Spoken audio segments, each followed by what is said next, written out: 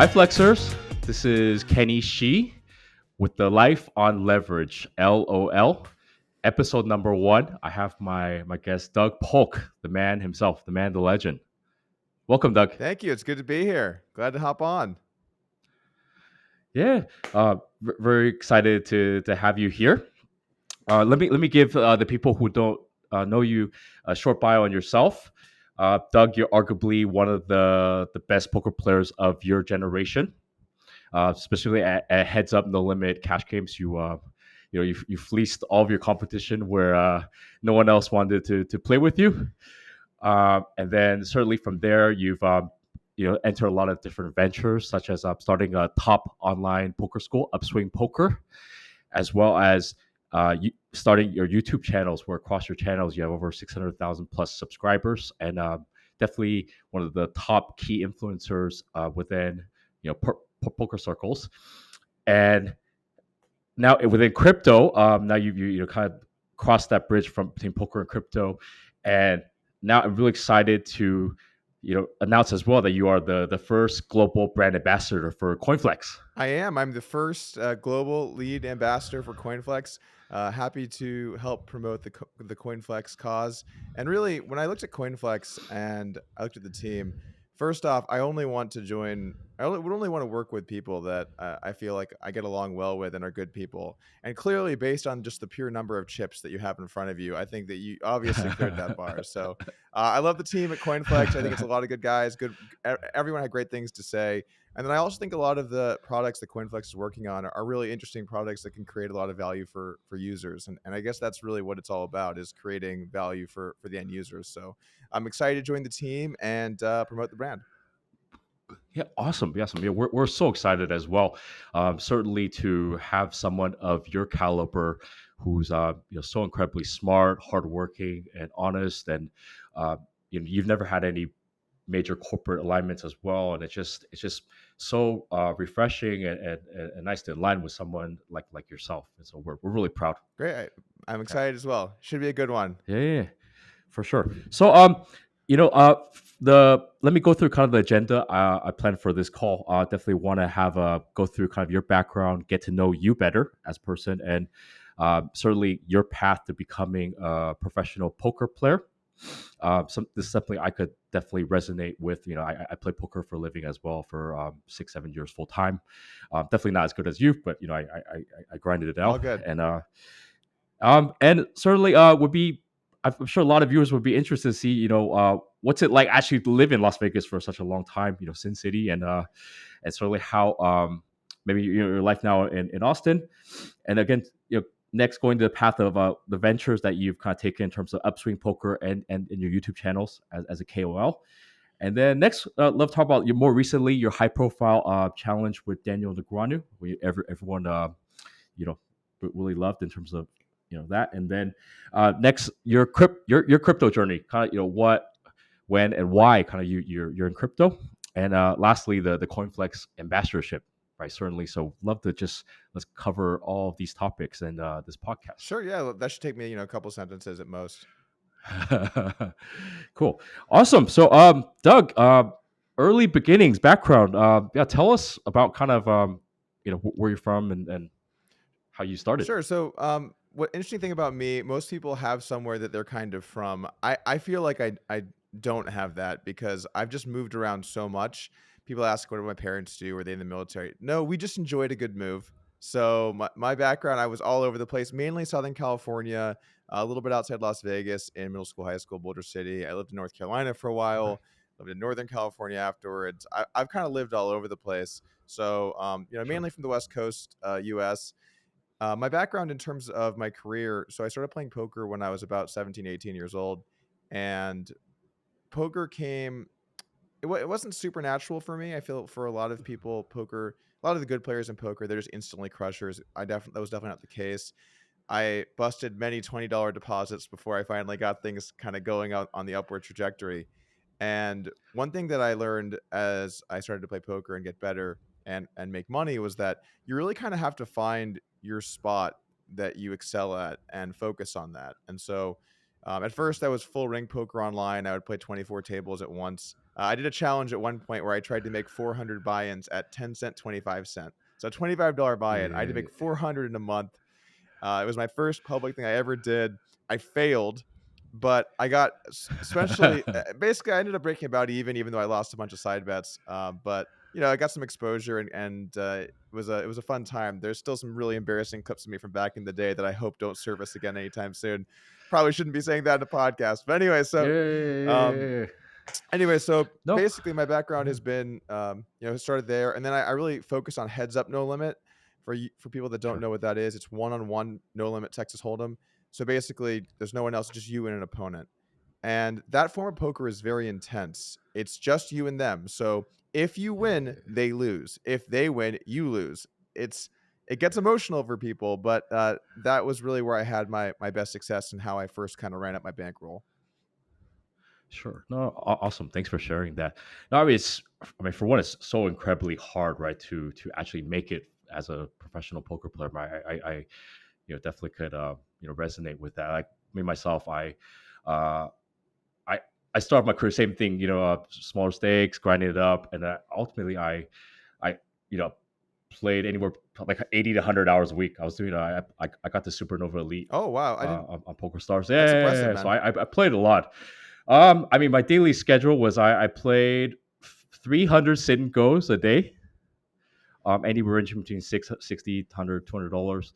And then I played like a full MTT schedule, like, 50, the whole like 50 like tournaments, and I play cash games. And then the thing with me is given I'm in Hong Kong, like the schedule is always, you know, like basically the graveyard shift, right? It's tough, man. I went from being like a really healthy person to like I mean poker just like really annihilated that. It's tough to find that Yeah, balance with poker because one of the problems is yeah, that, yeah, especially as you guys start to get to higher stakes, it's less like this the lower stakes that you play. But as you get to higher stakes, there are less game opportunities. And sometimes when certain players want to play, you kind of just got to play. And it doesn't really matter if that's at 10 o'clock at night or 5 in the morning or the middle of the day. You just kind of have to take those opportunities. So I remember this one time I was in Vancouver. I've actually lived in Vancouver for a couple of years. A great city. I love yeah, Vancouver. And yeah. I was debating going out to dinner or staying and playing poker and just waiting at my table. So I was like, I'll just go to dinner with my friends. And I came back and Tom Dwan had sat me at 200, 400 no limit. So a $40,000 buy-in. And getting Tom Dwan action was real hard to come by those days. And I felt so sad that I had gone out to dinner. So, it's tough with poker because your schedule gets pretty messed up. And it's hard not to beat yourself up when you miss out on those opportunities. But the reality is, you have to find a healthy balance. If you're just on your computer Yeah, 24/7, you're gonna go crazy. So you gotta strike that yeah, balance. dude, dude. I mean, I was just kind of sharing with my colleague Charlie here, like what while I'm playing, like 20, 30 sin goes at a time. I could never leave my desk because like sin goes, you had like no 5 minute time break, and like I mean it's so funny. I literally had a bucket at my desk which I peed in because I didn't want it. Every time I went to the bathroom, like it would be like mayhem. Like I fold aces here, I fold whatever. Like it is like I mean so it was like that level of commitment. I literally peed in a bucket so that like because it would just be so costly to I, I poke. I'm gonna Like I'm gonna assume you were single at the time. yeah, I know I was married. I Wow, mean my what a I mean trooper! yeah. So definitely yeah, cool. Yeah, so going just to expand on that just a little bit. So that's kind of my background was online one-on-one poker. Then Yep. I basically got to a point where there were no people left to play. I was the best player in that Yeah. format, and so I moved on to playing other games. I played a lot of live tournaments. I played the World Series of Poker for several years. I basically kind of branched out into other game types, and I did pretty well in those as well. So, I mean, I would say that Yeah. my focus has really been no limit Texas Hold'em, kind of across all the different Sure. formats. I know people love the juicy numbers and stuff. I'd say across my career, I probably won something like 15 million ish from poker. I don't know what the exact number would be, but it's something in that vicinity. Yeah. So I would say it was a good Yeah. career. I played poker for something like 10 years of my life. It was kind of my stepping stone to get into crypto and to find my way Sure. into all of the things I'm in today. So yeah, Sure. I mean, I'm Sure. very thankful for my poker journey. Sure. kind of the way I always looked at it is like there's a lot of players, poker players with let's say like a they've made like a healthy six figures from poker, like where they they've kind of grinded and built and so I say there's a lot of poker players with they've made like 100K to a million, let's say healthy six figures, but there's very few like such as yourself that got to a point where you're like, like made several of millions playing poker. It's so hard. I mean, I definitely know. Uh, you're I could say I myself was part of the 1% where I survived and I saved money. I made money from poker, but you are like top 1% of 1%. Like, that part I really admire, and I know like how hard it is to reach kind of the pinnacle that you got Well, if to. you play poker for a living, you understand what it's like. You've got so many people that are chopping away at you because realistically, in the poker ecosystem as a player, nobody cares if you lose. In fact, people want your money. The house is trying to get a small edge from you. Banks are Yeah, nickel and diming you. Other players are trying to beat you. You've just got so many things going on where everyone's trying to get your money, and it's just you. So, it's kind of you against yeah, the world in that perspective. And poker can be really tough from that angle. I think the really sure, important thing with poker is your goal is to really, get good and rise in the stakes and not be stuck in this perpetual loop of playing small stakes to survive, because the guys that end up in that loop, they really just don't make it out in ways that you'd want to make it out, right? At some point they sure. just can't afford to live anymore, or they can't. I know we're getting into the sad side of poker here. We don't have to Yeah, go down that's this right. road, but I do appreciate the compliments. Yeah, no, for sure, bro. No, just so yeah, I mean, kind of moving on. I mean, so you lived in Las Vegas for some like 10 odd years, right? I mean, Yeah, I and lived like, outside of Las Vegas in a place called Boulder City for it's a bit of a dump. I would not recommend anyone going to Boulder City. Uh, I lived there for a few years in middle school into high school, and then as an adult, I moved back. Well, I first moved back to Boulder City and moved in with my grandma. Which, by the way, that's how every success story starts. You move in with your grandparents. That's the real. That's how the winners do it. And yeah. so I moved back to Boulder City. Then I moved to Vegas. So, I recently moved to Austin, Texas earlier this year, but I've been based out of Vegas for, I'm 32 years old. I would say something like 13, 14 years of my life I've been in Vegas or the surrounding Vegas area. So Wow. I'm very familiar with Vegas. The thing about it is, when I turned 21 and I was in Vegas, I was hitting the strip. I was going out all the time, doing all the Vegasy stuff. But then as you get a little bit older, you can live a pretty normal life in Vegas, and it kind of gets a bad rap overall. If you're in some of the nicer suburb areas, they have nice new Yeah. homes, reasonably nice communities. There are some good spots in Vegas. The food's great. If you're on the Yeah. 24/7 schedule, everything's open all the time, so that's great. Yeah. I would say Vegas actually is a pretty great place to live, and of course, no state income tax, which Sure. that's a pretty big factor for me, and probably for a lot of people that are, um, you know, in their prime money making years. You want to make sure that you're Sure. minimizing the amount of tax that you have to pay. So, from that perspective, Vegas is actually a pretty cool place to live. But yeah, if you're someone that has bad vices and you just can't get away from things, you probably want to avoid living in Vegas because it'll eat you up. Yeah, I mean, because I would go for the World Series every summer, and it'd be like there for like 5 6 weeks at a time, and then I always remember at the end of the series, it used to be like, oh, incredibly drained of energy and just like super dehydrated and just like lifeless almost. Just like, man, how? And you're just like, man, how do people live here like you're around? It's just it's quite like 5 6 weeks is already like really really intense, right? And so at that part like Yeah, that's true. But for those people that don't know, every summer the World Series of Poker yeah, happens in Vegas. It's the big flagship series of poker. This year was weird; they yeah, had it in the fall, but usually when people go and they play the whole series, the reason you're drained is that you're working 10 hours a day, man. It's not just the fact that you're dehydrated and it's yeah, hot. And by the way, you can drink some water; that's allowed. It's usually the fact that you've just worked so much, right? You just put in a 5 6 week really dedicated work session, so that's gonna drain anyone. yeah, for sure, no doubt about it. Cool.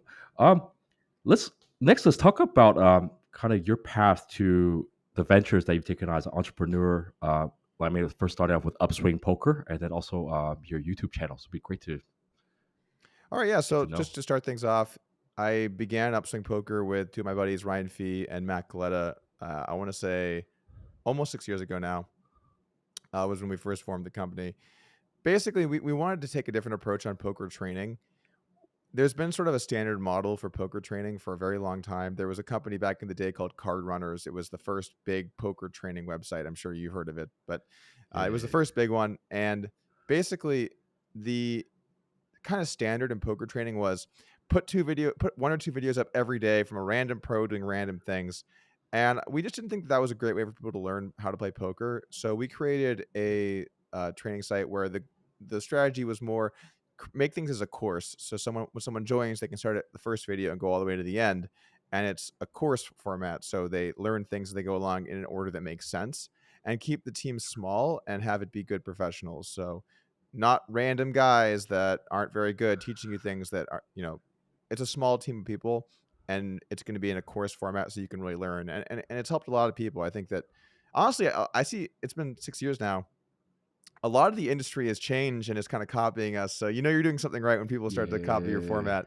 But it's been interesting 'cause it's really my first business, and it's been very successful. I think we've created a lot of value for our users, which again, it's what it's all about. And it's been a good experience learning about creating businesses. yeah, yeah. I mean, personally speaking, like these poker trading sites. Like when I was first starting, I learned from this site. I don't think it's still around. PokerXFactor.com. With like Cliff Josephine and I was like a really. I mean, this is back in like 06, 07 or something, like really long time ago. And I mean, prior to watching any of those videos, I had not really won really anything at all. But it really changed my life. I watched maybe like 7, 8 hours of different footage of different players like doing things, and then um, I went from not winning more than 2K in a tournament. I remember like the next month I had like a 50K profit month, And it's and then tournaments, so that can't be variance. yeah, yeah. I mean, I'm definitely a luck box, so That's good. No, it's good to know that. it's better to be lucky than than good. And from there, I that's how I actually got involved playing poker full time. Is I quit my job as a licensed stockbroker and just like, all right, I'm going to play poker, mom and dad. Yeah, It's got to be quite the thing to tell your parents. Yeah, for yeah, context, I started playing in 2007. I had just yeah, turned 21, or sorry, just turned 18, 2007. So, uh, it's I hadn't even started playing in '06 when you're talking about, so maybe a little bit before my time. But yeah, going back to kind of entrepreneurship, Upswing was my first venture sort of on the business front.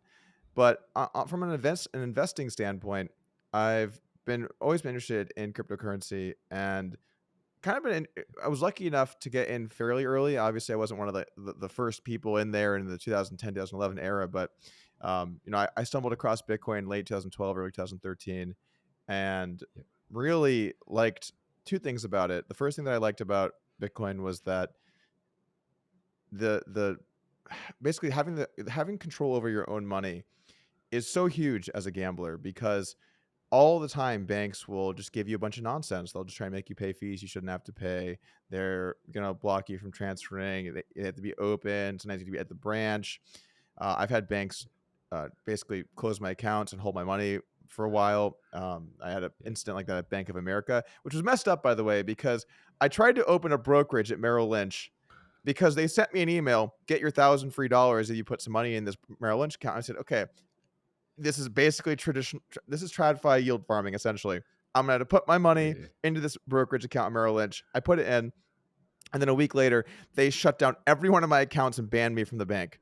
What happened? Oh my You emailed god. me. Anyway, that story aside, you see these things happen in traditional finance, and just having Mhm. control over your own money is so powerful. So that was the first thing that kind of drew me to it. And then the second, Yeah, that kind of combined with the fact that you can deposit to poker sites in Bitcoin, or at least it was heading yeah, that direction. You can trade yeah, in Bitcoin, that kind of stuff. And then the second thing was some of the early dice sites. So Satoshi Dice, Just Dice. I don't know if people remember Just Dice or not. We're going back in the day now. Doge Dice, all of those things. I saw these sites and I thought, oh wow, investor bankroll where you can be the house and actually get an edge. So I invested some Bitcoin into those back in the day, and those all did great, obviously. So I was actually kind of sad, Kenny. I was looking back on it, and I was checking out some emails from I think 2014 where I was just sending back and forth millions of Doge, and then I see Doge prices then and now, and I'm like, maybe Doge Oh. was the future after all. It was right there in front of me the whole time. You could have been that same as like that $1 billion guy from Shiba, like the guy that plopped in AK to become a multi. Could have been me. Sadly, I did not hold any of my Doge, but what are you gonna do? Yeah. No, I mean you I think you hit the nail on the head. I mean, this is back in 2011, right? When the Black Friday for poker occurred, right? Where basically the U.S. government effectively banned online poker, and so there was already a lot of these online poker sites accepting Bitcoin commercially to kind of get around the friction of the banking system, right? So, and this is how basically a lot of poker players were really introduced early to crypto and Bitcoin because of such friction. And it's been very fortunate for the poker playing community. You might not know this if you're in crypto, but you don't know much about poker. But the poker community is incredibly involved in cryptocurrency, and a lot of the guys have just made tons of money from it because so many people got in Yeah, early because they needed it for the kinds of reasons I mentioned earlier. And then also poker players yeah, just like to gamble, and they said this is a great gamble. I can just get some money in here and sweat the price of Bitcoin. So there were yeah, there's a lot of crossover between those two industries, and it's been kind of funny watching it over time because if you're in poker, you're going to have been exposed to so much cryptocurrency discussion that I feel like everyone in poker has to make a hard line choice. Am I kind of in or am I out? So if you talk about cryptocurrency at a poker table, you're going to have, let's say that there's 8 other people there. You're going to have 4 guys that are, oh, I own this, I own that, I'm doing this on this side, I'm farming over here, I love this coin, I love that coin. And then you're gonna have 4 guys that say, "I swear to God, if you say Ethereum right now, I'm gonna fucking lose it." So you get the two kinds of sides there, right? So, yeah. um, but the poker community really has, as a whole, really embraced the cryptocurrency sort of movement over the last 10 years. Yeah, for sure, for sure. I mean, given if someone is playing poker for a living, there just tend to be a little bit more of a like a renegade per se, like going against the grain, outside the box, and naturally just not. So I mean, this and this is where I had an early intro to Bitcoin. I mean, I remember when first learning about it, like $20-$30, and I was looking at ways to acquire it. And I was like, oh my god, I wish I was. I At that time I was just too involved in playing poker that I didn't, like, what I mean, I was just too kind of tunnel vision to kind of think about other But stuff, and so yeah, this is the classic thought process, though. Oh, I should have bought more. I should have held all of it. All of those kinds of things. Like let me give uh, you an example. When I look at how I've done investing in cryptocurrency, it's been great. I've done very well, but I only ever invested between, let's just say, a fourth and half my portfolio. At times, it would go yep, outside of that range when prices would spike wildly, but it's always kind of been in that vicinity. I didn't yep, go all in because even though I had a lot of conviction in it and it was my single greatest investment, I didn't want to put myself in a spot where I've made this money from poker. I've had a good career so far, and then I risk yep, losing everything based on one play. I didn't want to put myself kind of in that scenario. So I kind of always made basically when markets would rally, I would sell, and when markets would dip, I would buy, and I just kind of always kept that same rough percentage. But I had friends that put 100% in. They just said, yeah. YOLO, I'm just shipping it in on this, right? Yo, Yeah, I'm just shipping it in. all in pre. And, and I mean, those guys did awesome. Everyone that shipped it in on, Bitcoin or Ethereum or the main coins, those guys did awesome. So, you can always look back and say, "Oh, I wish I had just learned more, invested more, all that kind of stuff." But you're gonna say Yeah, that no matter what. If you'd put half your net worth in, you would, and let's just say you had uh, $400 million today, which I'm not saying you don't, Kenny, but let's just say you did. yeah. Oh, You might yeah. say, "Oh man, if I'd only put it all in, I would have 800 million or whatever it is," right? Oh, So you could always beat yourself yeah. up no matter how much you ended up putting in uh, and when you entered. yeah, for sure, for sure. Yeah. Um. Well, next, let's talk about lastly the CoinFlex and the brand ambassadorship and why you've chose CoinFlex. For sure. So a couple things here. First off, just kind of want to talk about the people, and really, it's important that I like the team and I like the sort of the values that the team has, and just all of my interactions with everyone at CoinFlex have been awesome. Everyone's so nice, helping explain things to me. I am not a trader, so some of the trading mechanics I'm trying to understand fully myself at times, right? Um, but everyone has just been really really thoughtful and kind, and I can tell that they're good people. And I think that's the first thing. One of the problems and one of the reasons why I've never teamed up with any company in the past, or joined a company, I should say, is I've always been worried that they're gonna, potentially make me look bad, right? What if they start doing things that, um, you know, hurt users or the users of their platform, or, Sure. are sketchy or reflect badly on you. And so I kind of never really Sure. wanted to have that sort of liability, especially in the gambling space, where a lot of companies do shitty things to their customers. I mean, like the best example is PokerStars is the biggest poker site online, and Yeah. for a long time they were the golden guys in poker, and they got bought out by a different company, and then they started attacking their regulars, and before you knew it, their name in the industry sucked. They were Everyone made fun of them for how bad they were to their customers. So Sure. when you're looking at the team of people that you want to join, you want to make sure that you're joining up with people that you believe have really good intentions and that you can trust to make good Sure. decisions. So, having met Mark, having met you, having met Sudhu, am I mispronouncing his name? Yep. Maybe. No. Having met Leslie, Charlie. I love all the people are great. They're all great humans. I'm Yeah. happy to be involved with them. And the poker crossover, I think, is cool too. Obviously, you ran deep in the main one year, and you used to play poker professionally. So, Yep. seeing that was great as well. This is the most random thing that I still can't believe happened. But Yeah. Charlie, one of the other guys at CoinFlex, he's right here on the sidelines, I think. Hey, show his face.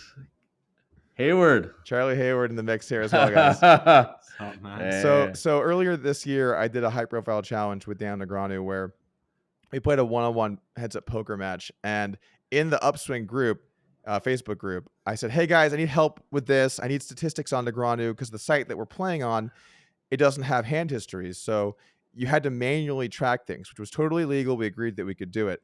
So I messaged my Upswing group chat, or the Facebook chat, and I went. She was like, "I'll help, Doug. I got this." And I said, "Okay, everyone, let's go." So I started a group chat, and we had 20 guys in there, and the stuff that they had to follow the action and basically take a note that it happened in order to get these frequencies. And we called ourselves the convoy because the joke during the challenge was, "I'm going to back up the fucking truck." And so that we were all truckers, and so we had a little trucker. There was an avatar in the group, and there was a bunch of trucks in a line. It was actually quite cute, and we were called the convoy. They were all helping me, with the trucking that needed to be done. And then Charlie says, "Oh, I was in the convoy." I was like, "What? How are you in the convoy? There was not that many people there." And that crossover is incredible. I mean, obviously Charlie helped a bunch with different stats from the challenge, so that was really cool to see. So yeah. yeah. Yeah. What a small world, right? I mean, Yeah, extremely small yeah. world. And then of course everyone's had great things to say about the CoinFlex team. Okay. All the people I talked to asked their opinions on. Everyone had great things to say about CoinFlex. Mark Lamb, just good things. And when you see that Right. from everyone you talk to has good things to say, these are good people. And so that was the first thing, was the team. And then the second thing Sure. Sure. was, Awesome. Yeah. it had to be sort of a company that was looking to offer products that I thought made sense and actually created value. And that's the real Sure. most important part of this, which is, if you like the people, but they're not creating things that actually make sense and add value, then it's not a company you want to be involved in. But when I looked at some of the stuff that you guys are doing, and I think like one of the most simple examples is Flex USD, where people actually Sure. get paid, you basically get paid dollars to have this stable coin. That's such a simple, great concept that should have become the standard years ago, in my opinion. You compare holding Flex USD to holding USDT, the biggest stablecoin. Well, Yeah. if you hold USDT, you get paid $0. Do you know how many times I'm doing a Yeah. trade with someone, or I'm talking with someone, and they say, "Oh yeah, I just have USDT in this one wallet here." That account could have been making money that entire time. And with Flex USD, that happens. You automatically make money from just having the Flex USD. Yeah. So I think that concepts like that are good for people. They help people, and CoinFlex is working on a lot of different things right now. So it's an exciting time, and Yeah. I'm excited for where this is going to go, and the products that CoinFlex both offers and is going to offer. Yeah, for sure. Really appreciate that. And we're a young company, right? We just started in 2019, right? And we've definitely come a long way since then. And definitely, you know, when we first started, we are the first physically delivered futures exchange, right? And a lot of that mission purpose is really to do things the right way from the beginning. There was a lot of market manipulation from first like different exchanges having cash settled futures, right? And the going that route of doing things the right way, and then certainly with the yield products we have, such as Flex USD and our AMM Plus, is really just about enabling everyday people to capture such yields, and certainly Flex USD being the easiest, where like you said, you just need to have it, and it earns yield. I mean, it's like generated roughly about 15%, but market neutral, right? And which is really incredible. I mean, like compared to what other exists outside of crypto, I Yeah, mean, you really just can't. compare that to traditional finance, right? I got an email from my bank the other day, and it said, Doug, your savings account now offers 0.1% interest this year on money in your savings account. Oh, thank you, Chase. Or Citibank or whoever it was that sent me that email. I'm looking forward to those sweet 0.1% yields. I'll definitely be parking all my cash there from now. That's ridiculous. It's ridiculous. Yeah, it's crazy, and I mean, it's also because of kind of the friction of getting money into crypto, that the yields on stable coins are so high. So like professional trading firms, they will borrow at 7, 8, 9%, no questions asked, knowing that there's so much opportunity in crypto. Absolutely. I think Yeah, it's yeah, yeah. interesting the different products that people have opportunity to invest in as well, right? Because one of the things that I hear all the time, in fact, I got dinner with some friends last night, and there were some new people I Yeah. hadn't met before, little bit older crowd, and they're talking about cryptocurrency, and they think, oh well, or they said, I just missed the boat. It's too late for me. And let's just live in that world for a moment, right? Let's just think that maybe they missed the boat. Cryptocurrency assets aren't going to increase. Let's just say that this is it. This is the all time top. Not the case, but let's just live in that reality for a moment. Yeah. Well, you can still make money farming cryptocurrency assets, and Yeah. basically through stable coins, you could have no exposure to the volatility of Bitcoin and Ethereum and whatever other assets you want to have that would have volatility. You can just mitigate all of that by owning stable coins and still make 15% a year or whatever you can make depending on the market is that day. That's such a valuable concept that I think that normal people just don't even realize exists. And I think part of the mission of people, I think, within cryptocurrency should be to get that out to a wider audience that those kinds of opportunities do exist, and Mhm. people should be taking advantage of them. And even though on one hand it'll lower the yields that you get, right? Because typically speaking, the more users you have farming yields, the lower the yield rate will be. At the same time, you also then onboard a lot more capital into cryptocurrency that ultimately can be Yep. used to purchase assets, so digital assets. So I think that if you're someone that's a long-term believer in cryptocurrency, you're a long-term believer in um, yeah, just cryptocurrency in general, you should be extremely happy. Even if you don't like DeFi or you're not involved in DeFi, you should still be extremely happy that this is happening, and it's only going to act as a future onboard for future capital. Yep, for sure, for sure. I mean, I think it's still definitely incredibly early, and certainly for us as a company. Yeah, we saw. I mean, you may have saw the news yesterday that we posted regarding Bitcoin.com. Yeah, big news. Yeah. It's funny. I was talking about this with Mark a little bit, and the word partnership almost feels a little bit light because of how much the word partnership gets thrown around in crypto. Everything's a partnership, right? You use Yeah. Microsoft Excel one day. Oh, big Microsoft partnership we just had, guys. No, but this Yeah. is huge for CoinFlex. Obviously, Bitcoin.com is one of the biggest, in terms of traffic and number of wallets, one of the largest exchanges. Um, Yeah. I don't know the exact exchange rankings, so I don't want to say that I don't know the exact Yeah, sure, ranking, sure. but they're a very large Um, exchange. So it's a big partnership there yeah, for sure, and yeah, it seems yep. good for both parties. I think that there's a lot of value there to be Oh, had. incredible. Yeah, incredible. I mean, for one, I mean, just the brand name and the URL, right? Bitcoin.com, and then just showing up on the first page when you Google search Bitcoin, it's on there. It's so much traffic.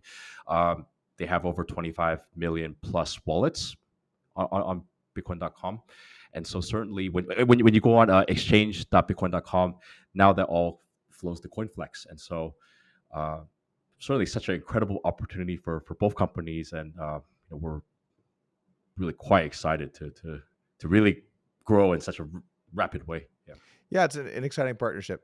I think it's a lot, yeah, lot of cool opportunities, and it'll be interesting to see how it plays out. yeah, for sure, for sure. Cool. Uh, so Doug, I mean, in terms of I like to circle back to the Daniel Negreanu challenge. I I was able to watch one of your latest videos. I thought it was just so funny. The last rant on luckiest man alive. Like, I mean, like some of those hands, like the ace 10 10 3 bet pot, Yeah, so where just to preface this for some listeners, I did a high profile heads up challenge with Dan Negreanu. I mentioned a bit earlier in the podcast, but okay, basically yeah, we had a very long match where we played one-on-one heads up no limit hold'em over the course of several months in a highly publicized challenge, and then at the end of each session we would do post game interviews. So he would do his post game interview, I would do my post game interview. And in a lot of his post game interviews, he would complain that Doug is just too lucky and he's getting lucky all the time. And then in this one post game interview that I did, I mainly kept things very professional. But this one, I just got completely fed up of all of this nonsense about luck, and I just went on just a pretty epic tirade about how lucky I am, and then I brought up a bunch of hands, and of course, a lot of the hands that I brought up that were big that I lost, I was not lucky in them, but I was joking about how lucky I was. It was a very funny moment. It was quite the rant. I was actually watching that the other day for the first time in months. I almost even forgot that it happened. dude. Yeah, dude, I mean, I was watching it. I was like, whoa, like that's like you're like all out, like like just. I mean, like I said, that I particularly I thought it was funny that we played 2,000 hands and like we're at no stacking 2,000 hands ace, and then the hand was ace again. It was a 3 bet pot, 3 bet pot, and it was like ace 10 10, and then you floated with a pair of threes, and then turn came a three. Of course, you're the luckiest person I alive. mean, what can I And say? then but I thought it was amazing. Like you know, he, you're basically kind of saying he doesn't take that line that much, so he doesn't triple barrel like almost ever. But then it's like heads up, like first like Yeah, it was a scary line. He went bet jam on me, and I had a full house, and obviously called and lost. But it was pretty yeah, lucky when you think about it, Kenny. yeah. I'm just kind of imagining that. I mean, maybe just from my perspective, while he a li- if you're saying he doesn't take that line too much, then maybe he's quite passive actually. Like because if I mean, I'm not saying I play a little bit heads up, but then I like to bet. Yeah, I mean, that's definitely bet bet stand. bet jam, like that's like within 2,000 hands. I'm doing that a lot. Like Yeah, it should be a pretty common line. I think you're supposed to get stacked every few hundred hands in heads up no limit, but I'm not entirely sure what the yeah. exact number is. Going back to talking about CoinFLEX though for a moment here, what are you excited on that we've got coming up? What are you excited about? No, so I'm particularly excited just again with all these new partnerships, Bitcoin.com certainly, and then aligning with someone like yourself, right? We've gone from really at this very moment, we're not a huge user base. We have let's say tens of thousands of users right, at this very moment, right? But the users that we have are very hardcore and very loyal, and they just love CoinFLEX because of all the great products and just also we're very accessible, to everyone. And so I think people can generally feel kind of our heart when we're they like us a lot for that. And so um, I could see with all the things happening, we're going to be incredibly more well known. I mean, we're going to have ultimately millions of users, and our exposure is going to be more on a mainstream level. And certainly, really, that's where I really appreciate working with someone like yourself, where again, naturally, poker players. There's a big crossover, right, with poker players and crypto, and so this huge opportunity. Yep. I think launching the Flex DAO staking program was going to be extremely important as well. I'm not sure what the exact date is, or if that's even public at Yep. this point, but Sure. that's going to be a big step as well for CoinFlex to offer yields for people. So, and really, Yep. So and that governance yep. is an important aspect of it as well. For sure. And so that's projected to be in a few weeks' time. Certainly we're trying to make sure that all the things are in place in a high level of security and detail, just because, especially with the DAO, the lockups are anywhere between 2 weeks to 4 years, right? And so when we talk about 4 years, you gotta triple check to like make sure everything is I working remember when I properly. saw I saw a 4-year vest for the first time on Curve, and I just thought, man, that's an incredibly long period of time to have your money locked up. So yeah, you want to make sure that those contracts are deployed correctly, and it's done Yeah, right. yeah, for sure.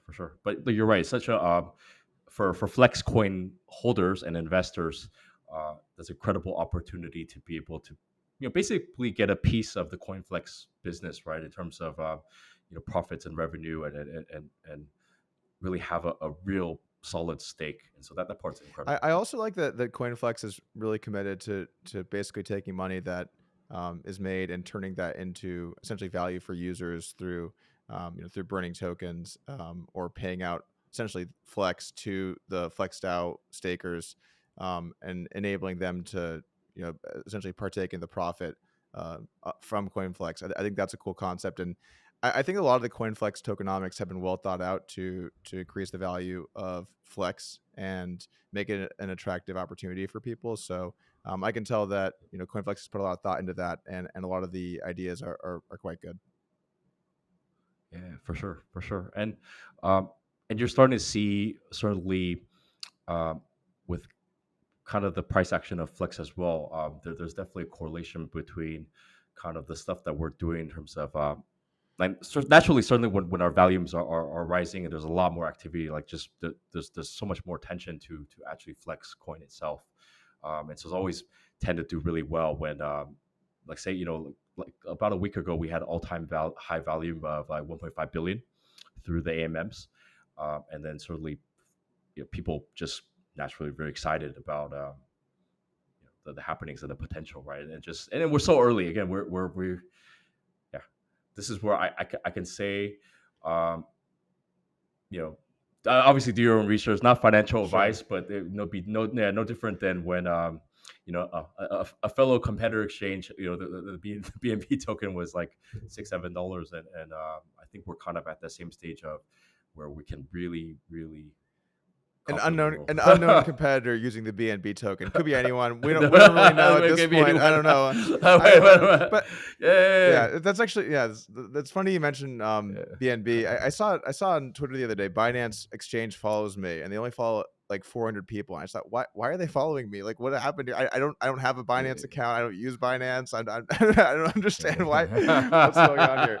Um, Yeah. yeah, I mean, so when it Yep. comes to price stuff, I look, like, I think that as long as you're transparent about Yep. essentially what your position is and what your thoughts are, I think that everything is good. I think when you start to get into price target territory, I think that's where you cross Sure. this line that becomes just too shilly. And think, Sure. realistically, look, good assets will increase in value over time. So just give your explanation as to why you think that that's likely to happen, and avoid being like, I think it's going to hit this dollar target, because the reality is no one Yeah. has any idea what dollar targets that you're going to hit, right? There's just simply no way to know. So Sure. over time we'll find out. And I also just want to say, so I've been reading up on my CoinFlex stuff, but I still have a little ways to go. I just got back from my wedding, my honeymoon. We just announced this partnership, so I got to dive into the weeds a little bit and get more comfortable with all the terms and everything that's being offered, because I want to be able to do a good job of having thorough conversation about everything. But there's a lot going on at CoinFlex. It's a lot to unpack in a short window.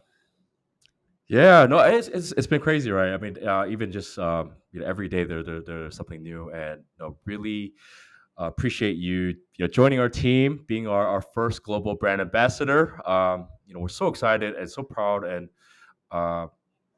we're all in. Wow, you had that in the bag, huh? We're all in, Doug. Nice. We're all in. Very nice. It was the big chip reveal. Yeah, so thanks, Doug, for hopping on my first podcast. This is my first time doing this. I'm a little bit nervous, and maybe the viewers can tell, but I certainly enjoy a conversation, and as from one poker player to another, respect the hell out of you, and yeah, let's go on this journey together, and let's do it. Thank you. Yeah, no, look, man, your first podcast, I think you did great. Obviously, there are a lot of podcast skills that you pick up along the way, and it's, I think the most important thing is just remember you're just having a conversation with someone, and you want to try and keep it as sort of just conversational flow as possible, and avoid getting too,